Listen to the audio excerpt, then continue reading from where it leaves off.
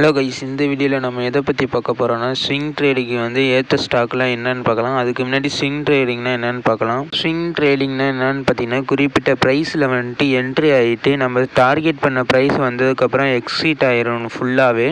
இதுக்கு பார்த்தீங்கன்னா எத்தனை நாள் ஆகும்னு பார்த்தீங்கன்னா 1 மாதம் ஆகலாம், 3 மாதம் ஆகலாம், இல்லைனா 1 இயர் கூட ஆகலாம். நம்ம வந்துட்டு ஹோல்டு பண்ணிக்கிட்டே இருக்கணும். இதுக்கு பேர் தான் ஸ்விங் ட்ரேடிங். கரெக்டான ப்ரைஸில் என்ட்ரு ஆகி கரெக்டான ப்ரைஸில் எக்ஸிட் ஆகுறது தான் ஸ்விங் ட்ரேடிங். இந்த ஸ்விங் ட்ரேடிங்கு முன்னாடி நம்ம சேனல்னால் என்னென்னு பார்க்கலாம்.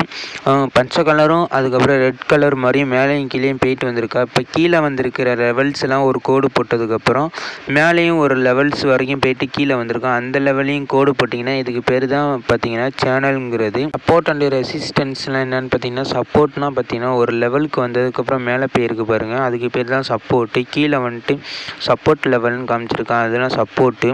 அங்கே மேலே பார்த்தீங்கன்னா ரெசிஸ்டன்ட் லெவலில் பார்த்தீங்கன்னா அதை டச் பண்ணதுக்கப்புறம் கீழே வந்திருக்கா, அதெல்லாம் ஒரு பாயிண்டாக குறித்து வச்சுட்டு ஒரு கோடு போட்டோம்னா அதோட பேர் தான் ரெசிஸ்டன்ட் லெவலு. அதை பிரேக் பண்ணிவிட்டு மேலே போணுச்சுன்னா அது வந்துட்டு பிரேக் அவுட் ஆனதுக்கப்புறம் இன்வெஸ்ட் பண்ணலாமா வேணாமுங்கிறத நீங்கள் தான் டிசைட் பண்ணிக்கணும். ஃபஸ்ட்டு நம்ம பார்க்க போகிற ஸ்டாக் என்னென்னு பார்த்தீங்கன்னா, இது ஒரு ஸ்மால் கேப்பு. இதோட ஸ்டாக் ஏன் நான் சொல்கிறேன்னு பார்த்தீங்கன்னா, நீங்கள் 1 வீக் ஃப்ரேமில் வச்சு பார்த்தீங்கன்னா ஒரு சப்போர்ட் லெவல் கிடச்சிருக்கும் பாருங்க. அதுவும் பார்த்தீங்கன்னா ஸ்ட்ராங்கான சப்போர்ட்டு, வீக்கான சப்போர்ட்டு இல்லை, ஸ்ட்ராங்கான சப்போர்ட்டு. எப்போலேருந்துன்னு பார்த்தீங்கன்னா 2014 அது மாதிரி தான் பண்ணிகிட்டு இருக்காங்க. அந்த சப்போர்ட் லெவல் தொட்டதுக்கப்புறம் மேலே தான் போயிருக்காங்க.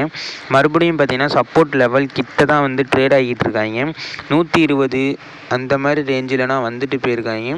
அந்த மாதிரி லெவல்லலாம் நம்ம என்ட்ரி எடுத்துகிட்டு ஒரு குறிப்பிட்ட லெவல் வந்ததுக்கப்புறம் வெளியே வந்துட்டோம்னா நமக்கு ஒரு ப்ராஃபிட் கிடைக்கும். அதாவது பார்த்திங்கன்னா ஒரு 20% கிட்டே கிடைக்கிற மாதிரி காமிச்சிருக்கான். அதாவது பார்த்திங்கன்னா இங்கேருந்து மேலே படிச்சுன்னா எத்தனை பர்சன்டேஜ் கிடைக்குன்னா, கேரண்டியாக ஒரு 30% இல்லைன்னா 35% கிட்டே கிடைக்கிற மாதிரி காமிச்சிக்கிட்டு இருக்கான். இப்போ என்ட்ரி எடுத்தால் கூட உங்களுக்கு 20% கிட்டே கிடைக்கும். நீங்கள் என்ட்ரி எடுக்கிறதுக்கு முன்னாடி நீங்களே அனலைஸ் பண்ணிக்கோங்க. நான் வந்து கிரீவ்ஸ் காட்டனில் வந்து இன்வெஸ்ட் பண்ணியிருக்கீங்கன்னு கேட்டிங்கன்னா, நான் இன்வெஸ்ட் பண்ணல இது வரைக்கும். ஏன்னா இதுக்கு முன்னாடி நான் இன்வெஸ்ட் பண்ணேன். ஏன்னு பார்த்தீங்கன்னா, இதுக்கு முன்னாடி பார்த்தீங்கன்னா ஃபண்டமெண்டலாக கொஞ்சம் ப்ராஃபிட் பண்ண மாதிரி காமிச்சிருந்தாங்க. அப்போ இன்வெஸ்ட் பண்ணியிருந்தேன், அதுக்கப்புறம் வெளியே வந்துட்டேன். இப்போ பார்த்தீங்கன்னா மறுபடியும் பார்த்தீங்கன்னா நெகட்டிவில் தான் ப்ராஃபிட் வந்திருக்கு. அதனால தான் நான் இன்னும் என்ட்ரி எடுக்காமல் இருக்கேன். இல்லை பார்த்தீங்கன்னா குவார்ட்டர் ஆன் குவார்ட்டர் ரிசல்ட் பார்த்தீங்கன்னா இப்போ பார்த்தீங்கன்னா நெகட்டிவில் இருக்குது. ஒரே ஒரு தடவை தான் பாசிட்டிவாக வந்திருக்கு. அப்போதைக்கு போல் தான் நான் என்ட்ரி எடுத்தேன்னு நினைக்கிறேன். அதுக்கப்புறம் பார்த்தீங்கன்னா ஃபுல் இயரில் பார்த்தாலும் நமக்கு வந்துட்டு நெகட்டிவில் தான் வந்திருக்கு. அதுவும் இல்லாமல் இதில் என்ட்ரி எடுக்க காரணம் என்னென்னு பார்த்தீங்கன்னா, ப்ரொமோட்டர் ஹோல்டிங் பாருங்கள். இன்னும் கொஞ்சம் நேரம் கழித்து ப்ரொமோட்டர் ஹோல்டிங் காமிக்கிறேன், அதில் பாருங்கள். ஏன் ப்ரொமோட்டர் ஹோல்டிங் பார்க்க சொல்கிறேன்னு பார்த்தீங்கன்னா, அதில் பார்த்தீங்கன்னா ஃபாரின் இன்வெஸ்டரும் டிஏஎஸும் நிறையா இன்வெஸ்ட் பண்ணி வச்சுருக்காங்க. அதனால தான் நான் இதில் இன்வெஸ்ட் பண்ணலான்னு இருந்தேன். பார்த்தீங்கன்னா நெகட்டிவாக வந்துடுச்சு ஃபண்டமெண்டல்ஸ், அதனால் இன்வெஸ்ட் பண்ணாமல் போயிட்டேன். இப்போ பார்த்தீங்கன்னா ஃபுல் இயரில் பார்த்தாலும் உங்களுக்கு நெகட்டிவில் தான் காமிச்சிக்கிட்டு இருக்குது. அதனால தான் இந்த மாதிரி ஸ்டாக்கு ஸ்மால் கேப்லாம் நம்ம பார்க்கும்போது ஃபண்டமெண்டல் அனலைஸ்லாம் பண்ணிவிட்டு நீங்கள் அதுக்கப்புறம் நீங்கள் இன்வெஸ்ட் பண்ணுங்கள்.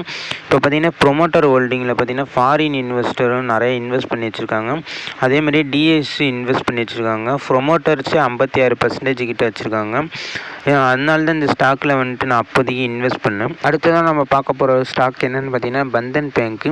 இதோட ஒன் டே ஃப்ரேமில் வச்சு பார்த்தீங்கன்னா உங்களுக்கு நல்லாவே தெரியும். அதுக்கு முன்னாடி பார்த்தீங்கன்னா ஒரு சப்போர்ட் லெவல் மாதிரி நான் வரைஞ்சிருக்கேன் பாருங்கள், கருப்பு கலரில். அதில் பார்த்தீங்கன்னா நிறையா வாட்டி சப்போர்ட்டை தொட்டு மேலே தான் போயிருக்காங்க. அதே மாதிரி தான் இந்த வாட்டியும் போகணும்னு நினச்சி இந்த ஸ்டாக்கில் தான் நான் மாட்டிக்கிட்டேன். அதாவது பார்த்தீங்கன்னா 260 கிட்ட வாங்கி அதை வந்துட்டு லாஸில் வந்து புக் பண்ணிட்டேன். இப்போ பார்த்தீங்கன்னா 170 கிட்டலாம் வந்திருக்கு. அப்போலாம் வாங்கியிருந்தீங்கன்னா உங்களுக்கு நல்ல ப்ராஃபிட் கிடச்சிருக்கும். இப்போ பார்த்தீங்கன்னா 200 கிட்ட வந்து இப்போ வந்துட்டு கீழே இறங்கிட்டு இருக்கு. ஏன்னு பார்த்தீங்கன்னா 170 கிட்ட நிறையா பேர் வாங்கியிருப்பாங்க. இப்போ வந்துட்டு செல் பண்ணிட்டு போயிருப்பாங்க. அதாவது 200 வந்ததுக்கப்புறம் செல் பண்ணிட்டு போயிருப்பாங்க. இப்போ பார்த்தீங்கன்னா இதில் பார்த்தீங்கன்னா ஒவ்வொரு வாட்டமும் இப்போ புது சப்போர்ட் வந்து கிடச்சிருக்கிற மாதிரி காமிச்சிருக்காங்க. அப்போதைக்கு பார்த்தீங்கன்னா ஒரு 10% கிட்ட மேலே ஏறுற மாதிரியே காமிச்சிருக்காங்க. இந்த மாதிரி 10% கிடைக்கும் போது நம்ம விற்றுட்டு வெளியே வந்துடணும். ஏன்னா இதோட ஃபண்டமெண்டலில் பார்த்தீங்கன்னா கொஞ்சம் வீக்காக இருக்கிற மாதிரி காமிச்சிக்கிட்டு இருக்கோம். அதுவும் பார்த்தீங்கன்னா இந்த குவார்ட்டர் பார்த்தீங்கன்னா டபுள் டிஜிட்டில் மட்டும்தான் வந்து ப்ராஃபிட்டே காமிச்சிருக்காங்க. நான் எக்ஸிட் ஆனதுக்கு காரணம் என்னன்னு பார்த்தீங்கன்னா, இந்த ஸ்டாக்கில் பார்த்தீங்கன்னா டபுள் டிஜிட் கிட்ட வந்துச்சு. அப்போதைக்கு பார்த்தீங்கன்னா நான் என்ன பண்ணேன்னு பார்த்தீங்கன்னா, கொஞ்சம் ப்ராஃபிட் வரட்டும், அதுக்கப்புறம் நம்ம எக்ஸிட் ஆகிட்டோம். கொஞ்சோண்டு லாஸ் தான் புக் பண்ணேன். இதில் வந்துட்டு பார்த்தீங்கன்னா குவார்ட்டர் ஆன் குவார்ட்டர் ரிசல்ட் பார்த்தீங்கன்னா கொஞ்சம் அடி வாங்கியிருக்க மாதிரி 3 குவார்ட்டர் நல்லா கொடுத்துருப்பாங்க. இப்போ லாஸ்ட்டு குவார்ட்டர் மட்டும் நெகட்டிவில் கொடுத்துருப்பாங்க. அதுக்கப்புறம் இயர் ஆன் இயரில் பார்த்தீங்கன்னா நல்ல ப்ராஃபிட் காமிச்சிருக்கிற மாதிரி காமிச்சிருப்பாங்க. அதே மாதிரியே பார்த்தீங்கன்னா ஸ்டாக் ப்ரைஸ் பார்த்தீங்கன்னா நெகட்டிவ்லேயே இருக்கும். 5 இயர்ஸ் இதில் பார்த்தீங்கன்னா நெகட்டிவ்லேயே இருக்கும். அதுக்கப்புறம் பார்த்தீங்கன்னா ப்ரொமோட்டர் ஹோல்டிங்கில் தான் நல்லாயிருக்கும். அதாவது பார்த்தீங்கன்னா ஃபாரின் பீப்புளே நிறையா இன்வெஸ்ட் பண்ணி வச்சுருப்பாங்க. அதுவும் இல்லாமல் டிஐஸும் நிறையா வச்சுருக்காங்க. பப்ளிக்கிட்ட பார்த்தீங்கன்னா கம்மியாக தான் இருக்கிற மாதிரி காமிச்சிருக்காங்க. ஆனால் டிஐஸும் ஃபாரினர்ஸும் நிறையா இன்வெஸ்ட் பண்ணியிருக்கிறனால அவங்க பார்த்தீங்கன்னா ப்ராஃபிட் புக் பண்ணிகிட்டு இருக்காங்கன்னு நினைக்கிறேன். இப்போதைக்கு 170 கிட்ட இருக்கவங்க தான் வாங்கியிருப்பாங்க. இப்போ 200 கிட்ட வரும் செல் பண்ணிட்டாங்கன்னு நினைக்கிறேன். அதனால தான் இப்போ 3 நாளாக பார்த்தீங்கன்னா நெகட்டிவ் ரிட்டர்ன்ஸே கொடுத்துக்கிட்டு இருக்கு. நெகட்டிவ்லேயே ட்ரேட் ஆகிக்கிட்டு இருக்கு. அடுத்ததான் நம்ம பார்க்க போகிற ஸ்டாக் என்னன்னு பார்த்தீங்கன்னா சிட்டி யூனியன் பேங்க். இந்த பேங்க்கை பற்றி ஏற்கனவே ஃபுல்லாக அனலைஸ் பண்ணி போட்டாச்சு. அதாவது பார்த்தீங்கன்னா நான் வந்துட்டு எப்போ சொன்னேன்னு பார்த்தீங்கன்னா கரெக்டாக ஒரு 120 கிட்ட ட்ரேட் ஆகிட்டு இருக்க வந்து சொன்னேன்னு நினைக்கிறேன். அப்போதையிலேருந்து இன்வெஸ்ட் பண்ணியிருந்தீங்கன்னா உங்களுக்கு எவ்வளோ கிடச்சிருக்குன்னு பார்த்தீங்கன்னா இப்போயே பார்த்தீங்கன்னா நீங்கள் எப்போ போயிருக்குன்னு பார்த்தீங்கன்னா 160 கிட்டலாம் போயிருக்கு. அப்போலாம் செல் பண்ணியிருந்தீங்கன்னா உங்களுக்கு நல்ல ப்ராஃபிட்டே கிடச்சிருக்கும். இனிமேல் பார்த்தீங்கன்னா அந்த சப்போர்ட் எங்கே இருக்குங்கிறத இப்போ நம்ம மெஷர் பண்ணி காமிச்சிடலாம். அந்த லெவல் வந்ததுக்கப்புறம் நீங்கள் வாங்குங்க. அதாவது பார்த்தீங்கன்னா எந்த லெவல்னு பார்த்தீங்கன்னா ஒரு 125 அந்த மாதிரி லெவல் வந்துச்சுன்னா நீங்கள் வாங்குறதும் வாங்காததும் உங்கள் விருப்பம். அதாவது பார்த்தீங்கன்னா நீங்கள் அனலைஸ் பண்ணதுக்கப்புறம் வாங்குங்க.